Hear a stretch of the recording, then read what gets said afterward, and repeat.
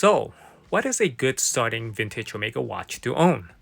I'm talking about a well-made piece with a reliable mechanism, something you can wear daily and will not break your bank account. There are several models, but for this video, I'll stick to two that I highly recommend and will point out several important information about them. Hi everyone and welcome to the Timeless History channel with me, Derek aka Sal, the Omega Enthusiast. Without further ado, let's start this episode. The two Omegas I will present are Geneve models under reference 135.041 and 135.070. Before I start, I want to point out that the two pieces come in four versions under their unique reference number.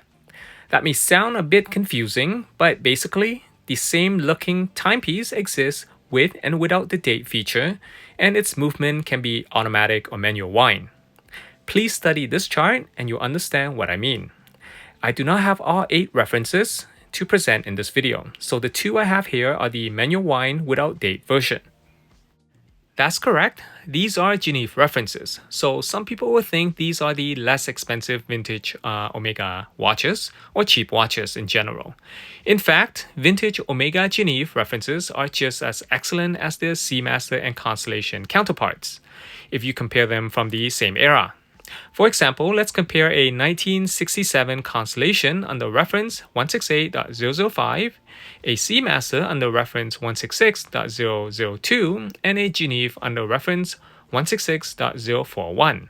The only significant difference between the three pieces is their prices. Quality-wise, they are just as great. If you ask any professional watchmaker which is a better watch, he will tell you without a second thought that all three pieces are just as excellent. Even though the Constellation uses a chronometer-grade caliber, all three movements are based on the same caliber 550. So their balance wheel, train wheels, automatic system, and all other gears are all the same. That means their timekeeping can be regulated to be just as accurate after a service. I won't explain this in depth since I have created videos in the past and I will leave the links in the description box below.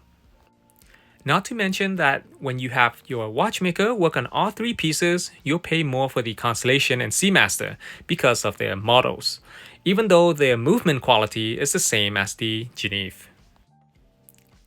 A few additional things to know about these Geneve watches. 1. They come in a two-piece case with just the body and a case back, which means you do not need to worry about a missing or cracked bezel. 2. The case back is a screw-in type, which means better sealing. 3.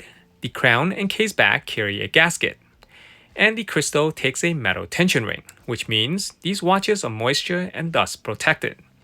4. They are powered by the best Omega Vintage Movement series. These Geneve references are about the same size, with 135.070 around a millimeter wider and longer than 135.041. They come in various dial and hand variation, but of course if you're looking for their unique dial version, they can get quite pricey. The cases can be in solid steel, some are gold-plated with a steel back, and some are solid gold. These Geneve watches were launched in the late 1960s and lasted until the early 1970s. The two references carry an Omega manual wind caliber 601 movement. These top-of-the-line vintage Omega movements will last a lifetime if well cared for. Make sure to ask the seller to provide a photo of the inside of the watch. You want to make sure the movement ring is there to secure the movement. The case clamps and screws are there, and the metal pressure ring is there on the inside of the back.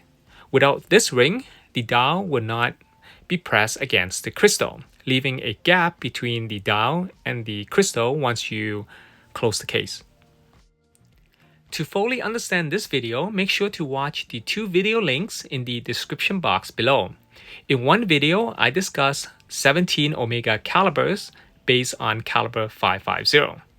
In the second video, I dive deep and compared the Constellation, Seamaster, and Geneve models. I hope this video is helpful and that you have learned something new. As always, please support the channel by clicking on that thumbs up and consider subscribing. Thank you for watching, and I look forward to seeing you in the following episode.